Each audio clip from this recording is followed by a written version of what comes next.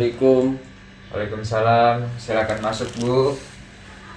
Ya, perkenalkan saya Dokter Yobi, saya dokter yang bertugas pada hari ini di Poliklinik ya Bu. Tapi Bu silakan duduk. Ya. Dengan Ibu siapa kalau boleh tahu? Ibu Gusti dok. Ibu Gusti. Ya, Ibu Gusti, nanti kedepannya kita akan melakukan beberapa sesi tanya jawab. Ya, jadi nanti saya akan mengajukan beberapa pertanyaan kepada Ibu Gusti mengenai keluhan yang Ibu Gusti rasa ya. Iya dok. Dan semua informasi yang saya peroleh itu saya jaga kerahasiaannya.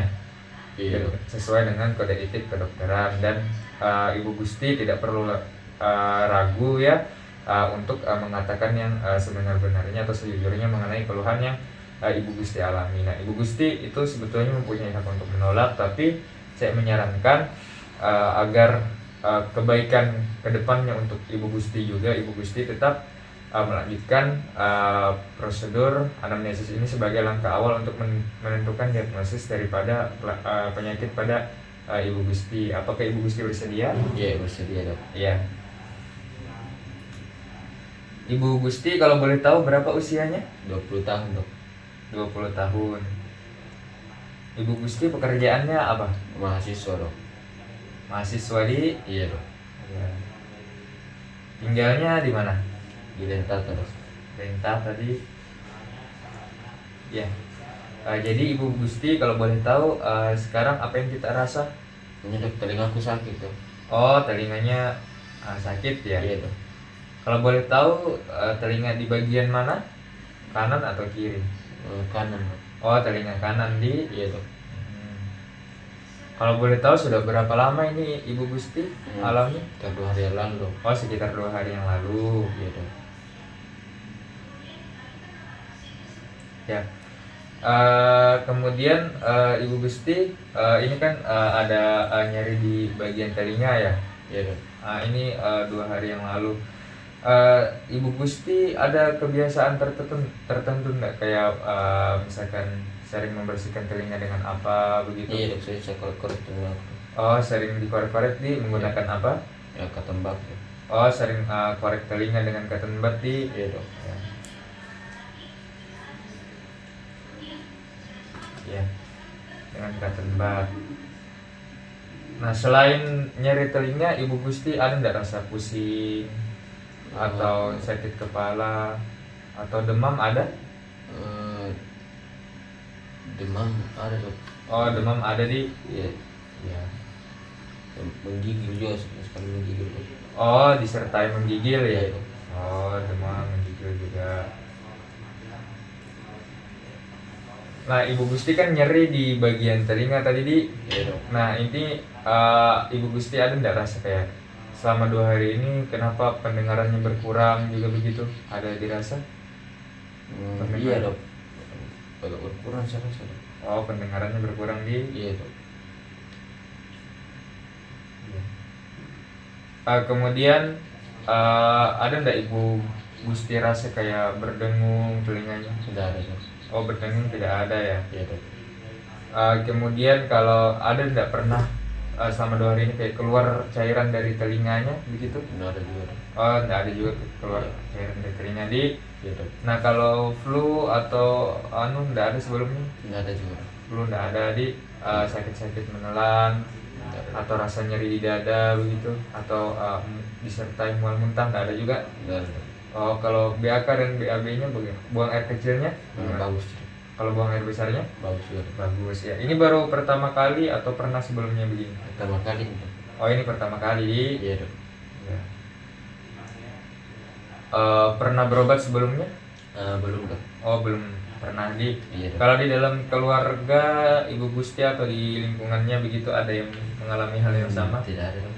Oh, tidak ada di. Iya, Ibu Gusti sebelumnya pernah ada riwayat penyakit tidak sebelum datang ke sini? Tidak ada dok. Oh, riwayat penyakit juga tidak ada Iya. di. Riwayat alergi juga? Tidak ada dok. Oh, tidak ada. Oke. Ibu Gusti, mungkin saya ulang lagi nanti. Kalau ada keluhan Ibu Gusti yang tidak sempat saya tanyakan, atau mungkin ada yang kurang dari keluhan yang ada ini kemudian Ibu Gusti ingin tambahkan, nah nanti Ibu Gusti bisa tambahkan di.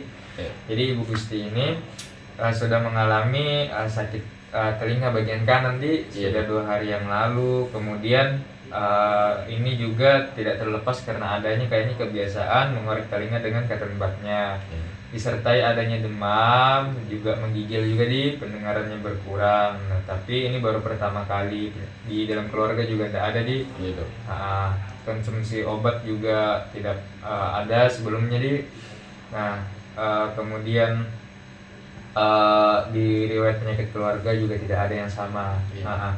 Mungkin ada yang Ibu Gusti ingin tambahkan?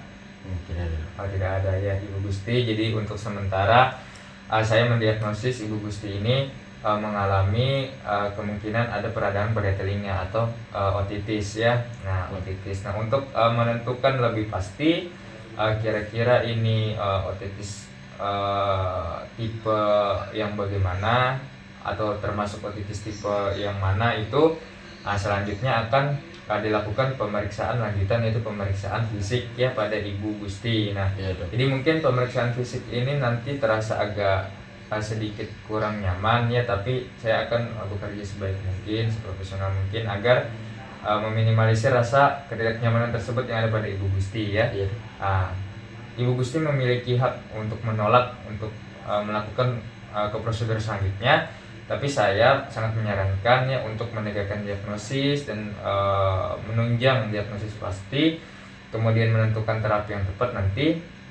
Lebih baiknya untuk Ibu Gusti melanjutkan kepada pemeriksaan selanjutnya. Nah, sampai sini apakah Ibu Gusti bersedia? Iya, bersedia. Ya, Ibu Gusti mohon tunggu sebentar kemudian melakukan cuci tangan sebelum pegang face.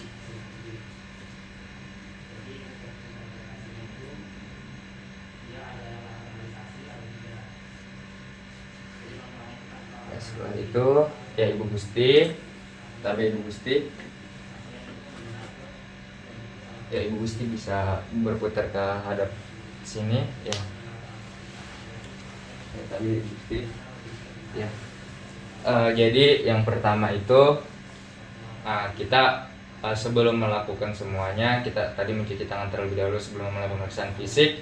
Nah, selanjutnya yang pertama kita lihat terlebih dahulu sebelum memulai pemeriksaan pada THT ini, pada bagian telinga, hidung, tenggoroknya pasien. Nah, kita lakukan pemeriksaan terhadap keadaan umum pasien terlebih dahulu. Nah, di sini pemeriksaan keadaan umumnya kita nilai apakah pasien ini sakit ringan, sakit sedang, ataupun sakit berat. Nah, setelah kita nilai keadaan umum pasien, lalu kita lakukan pemeriksaan TTV atau tanda-tanda vital. Nah, yang diperiksa di sana itu adalah tekanan darah, kemudian nadinya, pernapasan, serta suhunya. Nah, didapatkan di sini pada pasien tadi suhunya itu mengalami peningkatan. Nah, kemudian selanjutnya kita lakukan pemeriksaan yang pertama dulu, yaitu pemeriksaan pada bagian telinga pasien ya. Nah, sebelum memulai pemeriksaan kita pasang dulu lampu senter kepala. Nah, setelah kita pasang lampu senter kepala, kemudian kita atur fokus daripada lampu kepala tersebut. Nah, setelah kita atur fokus daripada lampu kepala tersebut, nah pertama kita lakukan penilaian yaitu inspeksi. Nah, kita lakukan inspeksi terlebih dahulu pada bagian telinga luar daripada pasien. Nah, di sini saya akan melakukan inspeksi pada bagian telinga kanan pasien. Nah, kita lakukan inspeksi apakah terdapat kelainan pada telinga bagian luar pasien. Selanjutnya setelah inspeksi kita lakukan palpasi. Nah, palpasi itu kita lakukan dengan cara kita tekan dengan jari telunjuk tangan kanan kita pada bagian depan telinga pasien dan juga pada bagian belakang telinga pasien ya, untuk menilai apakah ada kelainan pada bagian tersebut seperti pembesaran kelenjar getah bening preaurikuler dan juga di belakang telinga atau postaurikuler. Nah, kemudian setelah kita nilai, nah kita tarik juga aurikula telinga luar daripada pasien ya, untuk menilai apakah ada nyeri atau tidak pada pasien. Nah, setelah kita lakukan inspeksi pada bagian telinga luar, selanjutnya kita lakukan otoskopi pada telinga pasien. Nah, otoskopi itu dilakukan dengan cara kita cari terlebih dahulu spekulum yang tepat. Nah, setelah mencari spekulum yang tepat, kita pegang dan kita posisikan sedemikian rupa daun telinga yang akan diperiksa pada pasien ini. Nah, setelah itu kita arahkan lampu senter kepala yang telah dipasang tadi kepada bagian liang telinga luar, pada bagian liang telinga pada pasien. Nah, setelah kita arahkan, kita nilai struktur yang ada pada liang telinga pasien. Nah, setelah itu kita pegang daripada spekulum. Nah, lalu kita masukkan spekulum tersebut ke dalam liang telinga pasien. Nah, setelah kita masukkan, kita nilai struktur membran timpani atau gendang telinga pada pasien. Sambil mengarahkan lampu senter kepala tadi ke dalam liang telinga. Nah, setelah itu setelah selesai kita periksa gendang telinganya, kemudian kita keluarkan spekulum tersebut dari liang telinga pasien, dan selanjutnya alat-alat yang digunakan kita kembalikan ke tempat semula. Nah, setelah melakukan otoskopi, selanjutnya kita akan melakukan pemeriksaan pada bagian hidung pasien atau pada bagian hidung pasien. Nah, pada bagian hidung pasien ini pertama kita lakukan inspeksi. Kita lakukan inspeksi terlebih dahulu pada bagian hidung luar pasien. Nah, apakah ada kelainan atau tidak. Nah, setelah kita lakukan inspeksi, kemudian kita lakukan palpasi. Palpasi kita lakukan dengan cara kita menekan dengan jari telunjuk tangan kanan kita. Nah, pada bagian pangkal hidung, pada bagian pipi, dan pada bagian supraorbita, kemudian pada bagian interkantusnya atau daerah interkantus. Nah, lalu kita nilai apakah ada kelainan pada hidung ataupun pada daerah sinus paranasalis. Nah, kemudian setelah kita lakukan palpasi, kita lakukan rinoskopi anterior. Nah, rinoskopi anterior, kita lakukan pertama kita akan memilih dulu spekulum yang tepat atau yang sesuai. Setelah kita memilih spekulum yang tepat atau sesuai, lalu kita pegang spekulumnya. Nah, lalu kita masukkan spekulum ke dalam rongga hidung pada pasien. Nah, setelah kita masukkan, lalu kita arahkan senter kepala tadi ke dalam rongga hidung pasien. Nah, lalu setelah itu kita menilai bagaimana struktur yang ada di dalam, dan kita lihat bagaimana fenomena yang disebut dengan fenomena palatum mole. Nah, setelah selesai melakukan rinoskopi, setelah kita memasukkan spekulum tadi, lalu kita keluarkan spekulum tadi dari rongga hidung. Nah, setelah itu kita letakkan semua alat-alat yang telah digunakan tadi ke tempat semula. Nah, yang kedua kita lakukan rinoskopi posterior.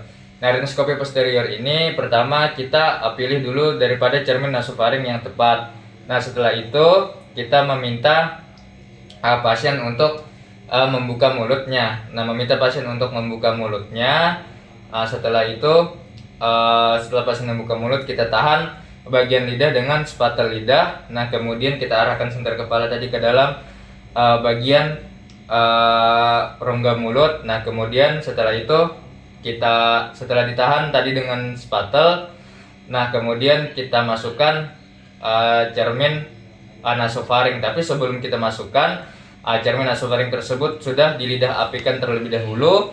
Nah, setelah dilidah apikan cermin nasofaring, lalu kita masukkan cermin nasofaring tersebut ke dalam bagian orofaring ya. Kemudian kita posisikan sedemikian rupa cermin nasofaring tersebut untuk melihat struktur yang ada di dalamnya. Nah, setelah kita lihat strukturnya, kita nilai.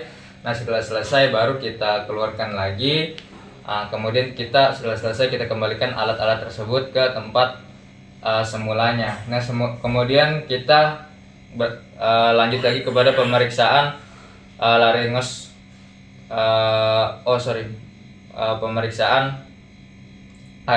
pemeriksaan laringoskopi. Nah, pemeriksaan faringoskopi. Nah, pemeriksaan faringoskopi ini kita lakukan dengan cara apa? Pemeriksaan faringoskopi ini kita lakukan dengan memilih dulu, kita minta penderita untuk menjulurkan lidahnya.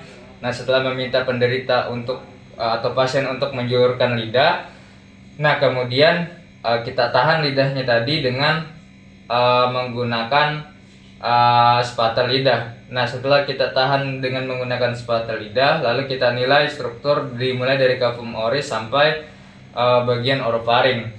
Nah, kemudian setelah kita nilai faringoskopi ini, nah kita lihat strukturnya. Nah, kemudian kita lakukan palpasi dengan menggunakan handscoon steril pada daerah mukosa bukal, kemudian pada daerah dasar lidah dan pada palatum untuk menilai apakah ada kelainan pada struktur-struktur tersebut.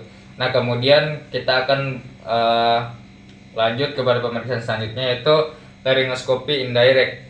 Nah, laryngoskopi indirect ini kita lakukan dengan cara yang hampir sama dengan rhinoskopi posterior. Jadi kita memilih daripada cermin laring yang tepat. Nah, kita pilih terlebih dahulu cermin laring yang tepat. Kemudian setelah itu meminta pasien untuk menjulurkan lidahnya atau penderita menjulurkan lidahnya sejauh mungkin. Nah, kemudian kita pegang lidahnya tadi menggunakan kain kasat steril sambil pasien diminta untuk bernapas normal. Nah, setelah itu cermin daripada laring yang telah dipilih tadi sebelumnya kita lidah apikan. Nah, terlebih dahulu, nah kemudian kita masukkan ke dalam bagian orofaring. Nah, setelah kita masukkan, kemudian kita nilai, kita posisikan sedemikian rupa cermin laring ini pada daerah orofaring. Nah, untuk menilai struktur di sana, kemudian kita posisikan sedemikian rupa sampai terlihat bagian daripada hipofaring. Nah, lalu kita nilai juga bagaimana plika vokalisnya. Nah, plika vokalisnya kita nilai dengan pasien diminta untuk mengucapkan huruf I itu berulang kali. Nah, kemudian setelah kita nilai bagaimana implikasi daripada plika vokalisnya, setelah itu, nah setelah selesai kita keluarkan tadi daripada cermin laringnya, kemudian alat-alat yang digunakan itu kita kembalikan ke tempat semula. Nah, kemudian meminta pasien menutup mulutnya kembali. Nah, setelah pemeriksaan laryngoskopi direct, kita berlanjut lagi pada pemeriksaan selanjutnya, yaitu pemeriksaan pendengaran. Nah, pemeriksaan pendengaran ini kita lakukan dengan menggunakan beberapa cara. Yang pertama itu dilakukan pertama itu ada dibilang dengan tes bisik. Jadi Ibu Gusti, jadi selanjutnya kita akan melakukan yang namanya tes bisik. Jadi tes bisik ini dilakukan dengan nanti saya akan membisikkan beberapa kata dari jarak tertentu. Nah, kemudian nanti Ibu Gusti saya minta untuk mengulanginya. Jadi pemeriksaan ini bertujuan untuk menilai apakah ada gangguan pada pendengaran atau penurunan pendengaran pada pasien itu sendiri. Jadi kita jelaskan tujuan daripada pemeriksaannya tersebut. Nah, setelah kita jelaskan, tapi Ibu Gusti, apakah Ibu Gusti bersedia? Iya, bersedia. Nah, kemudian meminta kesediaan pasien, kemudian kita atur posisi pasien. Tapi Ibu Gusti duduk, mungkin bisa duduk di bagian sini. Nah, jadi mengatur ceritanya ini mengatur posisi pasien sedemikian rupa dengan penderita. Jadi kita posisikan penderita itu di depan pasien itu dengan jarak sekitar 6 meter. Jadi kita mulai dari jarak 6 meter. Nah, kemudian kita akan membisikkan beberapa kata bisilabik ya dari jarak 6 meter. Nah, jadi Ibu Gusti ada mendengar? Tidak dong. Ya, kemudian misalkan pasien tidak mendengar, kita maju lagi 1 meter di jarak 5 meter. Nah, Ibu Gusti ada mendengar? Tidak dong. Tidak. Kemudian dari jarak 5 meter kita maju lagi ke jarak 4 meter. Nah, ada mendengar Ibu Gusti? Tidak dong. Iya. Nah, kemudian kita lakukan dengan pengurangan jarak setiap dari 6 meter ke 5 meter. Jadi pengurangan jaraknya itu sekitar 1 meter, begitu pula seterusnya sampai pasien itu bisa mengulangi 8 sampai 10 kata yang kita ucapkan. Nah, setelah selesai, tapi Ibu Gusti bisa kembali lagi ke tempat tadi. Nah, setelah selesai, kita akan melakukan penilaian dengan menggunakan garpu tala. Nah, garpu tala di sini kita lakukan penilaian, ada beberapa tes. Nah, kita lakukan pada tes pertama itu tes garis pendengaran. Jadi Ibu Gusti selanjutnya saya akan melakukan penilaian pada pendengarannya Ibu Gusti di menggunakan sebuah alat yang namanya garpu tala. Nanti ada beberapa instruksi yang akan saya berikan kepada Ibu Gusti. Jadi Ibu Gusti, nah jadi yang pertama dengan menggunakan garpu tala. Jadi kita menilai pertama dulu dengan garpu tala ini nilai garis pendengarannya. Nah, kita dinamakan dengan tes garis pendengaran. Jadi kita menggunakan garpu tala, kemudian kita nanti getarkan garpu tala ini secara lembut. Nah, kemudian nanti kita tempatkan sekitar 2,5 sampai 3 cm di depan liang telinga daripada pasien ini. Nah, nanti tapi Ibu Gusti, kalau Ibu Gusti mendengar suaranya, Ibu Gusti bisa angkat tangan dan meminta pasien untuk angkat tangan apabila pasien mendengar suara daripada garpu tala ini. Ya, di sini pasien mendengar suara dari garpu tala, kemudian kita catat hasilnya lalu kita interpretasikan. Nah, itu tes garis pendengaran. Nah, kemudian selanjutnya setelah tes garis pendengaran kita melakukan yang namanya tes Rina. Tes Rina ini menggunakan garpu tala. Garpu talanya ini kita gunakan antara 256 sampai 512 Hz. Kita getarkan juga secara lembut.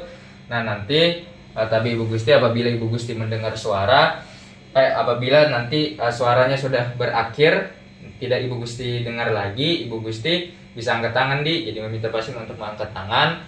Jadi kita tempatkan terlebih dahulu ini garpu tala kita bunyikan terlebih dahulu, kemudian kita tempatkan pada planum mastoidnya.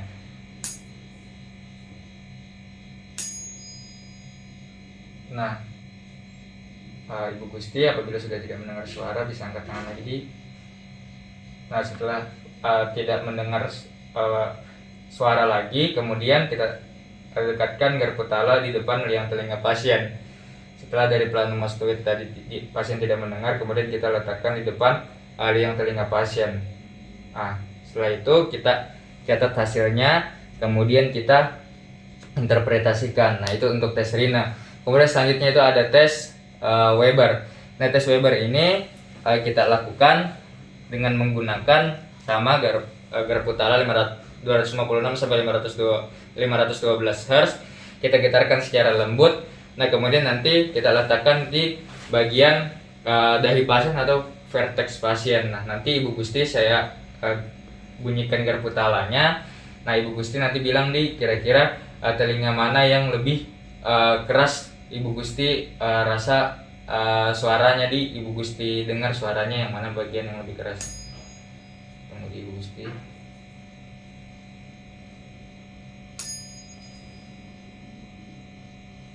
Ya, tapi Ibu Gusti kira-kira telinga mana yang lebih keras Ibu Gusti dengar? Telinga kiri, Dok. Telinga kiri Nah, kemudian setelah itu kita catat hasilnya lalu kita interpretasikan. Nah, kemudian ada dinamakan tes selanjutnya itu tes swabah. Nah, tes swabah ini kita lakukan dengan menggunakan garpu tala 256 sampai 512 Hz juga. Nah, kemudian selanjutnya kita hampir sama dengan tes Rina. Jadi kita minta pasien nanti mengangkat tangan apabila sudah tidak mendengar lagi suara dari garpu tala. Kemudian garpu tala ini kita getarkan secara lembut, kita letakkan pada daerah planum mastoidnya. Tapi Ibu Gusti nanti kalau sudah tidak kedengaran lagi, Ibu Gusti bisa sampaikan ke saya dengan cara mengangkat tangannya. Kita getarkan secara lembut, kita letakkan di planum mastoidnya. Ya, setelah pasien itu sudah tidak mendengar lagi suaranya, kita pindahkan kepada planum mastoid pemeriksa. Nah, lalu kita nilai. Selanjutnya setelah kita nilai, kita catat hasilnya lalu kita interpretasikan. Dan yang terakhir itu ada namanya tes Bing. Nah, tes Bing ini kita lakukan dengan cara yang sama. dengan gaya putala 256 sampai 512 Hz. Nah, kemudian kita getarkan secara lembut. Nah, kemudian kita letakkan pada pelan emas fluidnya juga. Nah, tapi yang satu pertama dengan telinga tertutup, kemudian yang kedua dengan telinga terbuka. Jadi yang pertama itu dengan telinga tertutup.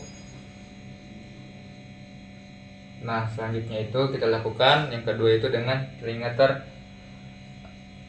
yang pertama tadi dengan telinga terbuka, selanjutnya kita lakukan yang kedua dengan telinga tertutup. Nah, tapi Ibu Gusti kira-kira Ibu Gusti lebih mendengar suaranya pada saat telinga terbuka atau telinga tertutup tadi? Ya terbuka dong. Yang terbuka ya di Ibu Gusti ya. Kemudian kita catat hasilnya, lalu kita interpretasikan itu untuk tes pendengaran. Nah, setelah tes pendengaran selesai dilakukan, maka kita berlanjut kepada tes keseimbangan. Nah, tes keseimbangan ini ada beberapa cara. Nah, ada beberapa tes yang akan dilakukan. Yang pertama itu dinamakan tes head shake nystagmus. Jadi tes head shake nystagmus ini kita minta pasien untuk menundukkan kepala sekitar 30 derajat. Nah, setelah meminta pasien menundukkan kepala 30 derajat, nah selanjutnya kita minta pasien untuk menggelengkan kepalanya itu ke kanan dan ke kiri secepat mungkin atau dengan kecepatan 200 Hz selama 30 detik sambil mata pasien terbuka. Lalu kita nilai, lalu kita catat hasilnya. Nah, selanjutnya itu ada tes disebut dengan dynamic visual acuity. Nah, tes dynamic visual acuity ini dilakukan dengan cara pasien itu melihat hampir sama dengan tes visus, pemeriksaan visus. Jadi pasien diminta untuk melihat daripada Snellen eye chart. Nah, kemudian pasien kita tandai garis batas daripada penglihatan pasien tersebut di bagian mana. Nah, selanjutnya pasien diminta untuk menggelengkan kepala ke kanan dan ke kiri dengan kecepatan sekitar 200 Hz. Itu sama dengan tes head shake nystagmus tadi, kecepatannya sekitar 200 Hz. Nah, kemudian sambil meminta pasien untuk membaca pada garis yang sudah kita tandai tadi kemampuan baca pasien tersebut. Kemudian kita nilai dan kita catat hasilnya. Kemudian selanjutnya ada tes head thrust. Nah, tes head thrust ini kita lakukan dengan cara pasien diminta untuk menunduk 30 derajat sambil matanya itu melihat kepada satu titik, misalkan hidung pemeriksa. Nah, selanjutnya kita minta pasien untuk menoleh ke lateral, ke kanan maupun ke kiri sebanyak 15-30 derajat.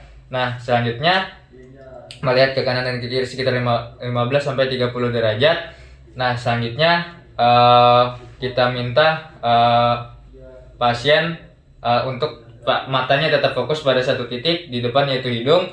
Nah, selanjutnya setelah kita minta pasien tetap fokus pada matanya, selanjutnya kita minta pasien untuk menoleh misalkan ke kanan, nah sambil matanya tetap melihat ke hidungnya. Lalu kita minta pasien kembali lagi memposisikan kepalanya ke posisi center atau posisi pusat atau posisi semula. Nah, dengan cepat. Nah, jadi misalkan menoleh ke kanan, kemudian kita minta pasien untuk dengan cepat kembali lagi ke posisi semulanya sambil matanya tetap melihat ke satu titik yaitu di hidung. Nah, setelah itu kita catat hasilnya, kita nilai, lalu kita catat hasilnya. Dan yang terakhir itu adalah tes Romberg.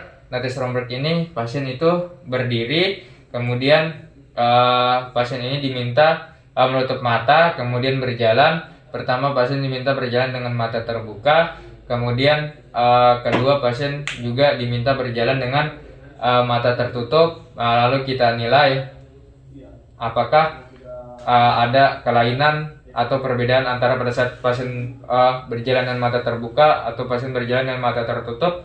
Dilakukan penilaian itu masing-masing selama 30 detik dan nilai hasilnya dan kita catat. Begitu juga tadi dengan tes pertama yaitu tes head shake nystagmus itu kita gelengkan kepalanya itu 30 detik 30 detik untuk waktunya. Nah, itu untuk tes keseimbangan. Nah, selanjutnya setelah tes keseimbangan kita akan melakukan pada tes penghidup pasien. Nah, jadi tadi Ibu Gusti, selanjutnya saya akan melakukan penilaian terhadap penciuman Ibu Gusti. Nah, jadi ini tujuannya untuk menilai apakah penciuman Ibu Gusti ini atau kemampuan mencium Ibu Gusti ini masih dalam batas normal ataukah mengalami gangguan. Nah, sampai sini Ibu Gusti bersedia? Iya bersedia dok. Bersedia. Nah, kemudian seandainya kita perumpamakan kita menggunakan di sini tisu yang telah diberikan aroma-aroma khusus, misalkan alkohol dan aroma kopi atau aroma lainnya. Nah, misalkan kita nilai dengan alkohol di sini. Nah, jadi pertama meminta pasien untuk menutup mata, tapi Ibu Gusti bisa tutup mata Nah, kemudian Ibu Gusti bisa tutup juga salah satu lubang hidung kiri. Nah, jadi meminta pasien menutup salah satu lubang hidung yang tidak diperiksa sambil menutup mata. Nah, kemudian kita letakkan misalkan ini kapas yang telah diberi alkohol. Nah, itu di bagian sternum sekitar 20-30 cm dari hidung pasien. Nah, sambil menutup mata dan menutup lubang hidung, kita naikkan secara perlahan ke arah atas. Nah, sampai mendekati hidung pasien. Nah, setelah mendekati hidung pasien, nah kita minta, tapi Ibu Gusti bisa buka matanya ya. Jadi bau apa yang Ibu Gusti cium tadi? Alkohol dok. Iya, bau alkohol. Jadi meminta pasien untuk menerangkan bau apa yang dia cium tadi. Nah, kita lakukan pada kedua hidungnya. Nah, selanjutnya kita menggunakan ke pemeriksaan terakhir, yaitu pemeriksaan penilaian pengecapan atau rasa daripada pasien. Nah, tapi Ibu Gusti, jadi selanjutnya saya akan melakukan penilaian terhadap rasa atau pengecapan Ibu Gusti Nah, jadi pengecapan atau rasa pada Ibu Gusti ini saya lakukan nanti dengan meneteskan beberapa rasa. Nah, nanti Ibu Gusti Ibu Gusti nilai rasa apa yang Ibu Gusti rasa ya. Nah, nanti di sini tujuannya untuk menilai apakah ada gangguan pada indera pengecapan Ibu Gusti atau tidak. Ibu Gusti bersedia? Bersedia dok. Ya, bersedia. Nah, selanjutnya kemudian setelah pasien bersedia, kita minta pasien itu untuk tapi Ibu Gusti bisa untuk menutup mata. Nah, sambil meminta pasien, tapi Ibu Gusti bisa tutup juga hidungnya, kedua hidungnya, lubang hidungnya ya. Setelah itu kemudian meminta pasien untuk menjulurkan lidahnya sejauh mungkin. Nah, Ibu Gusti bisa julurkan lidahnya. Nah, ceritanya lidahnya sudah dijulurkan. Nah, kemudian kita teteskan beberapa rasa, misalkan di depan, di pangkal lidah itu rasa manis. Nah, kemudian di bagian samping lidah itu rasa asam, atau di tepi lidah rasa asam. Kemudian di depan serta di tepi depan itu rasa asin.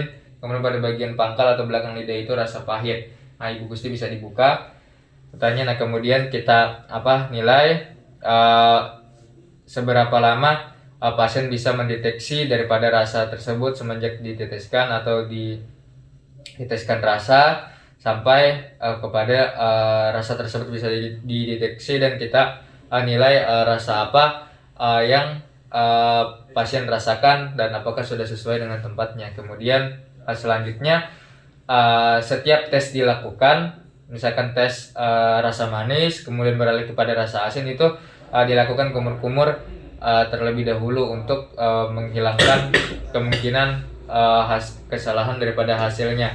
Jadi setiap tesnya itu berkumur terlebih dahulu untuk setelah setiap tes selesai berkumur terlebih dahulu untuk menghilangkan rasa yang dirasakan oleh pasien. Nah, setelah itu tapi Ibu Gusti semua tesnya itu sudah selesai. Nah, jadi Ibu Gusti mungkin saya jelaskan sedikit. Jadi Ibu Gusti ini ada kemungkinan menderita daripada peradangan telinga atau otitis. Nah, oleh karena itu saya akan memberikan beberapa resep obat yang sesuai dengan Ibu Gusti nanti Ibu Gusti minum. Semoga Ibu Gusti cepat sembuh. Nah, jadi kita sama-sama berdoa semoga Ibu Gusti cepat sembuh ya. Ibu Gusti, terima kasih banyak atas kerjasamanya. Assalamualaikum warahmatullahi wabarakatuh. Waalaikumsalam warahmatullahi wabarakatuh.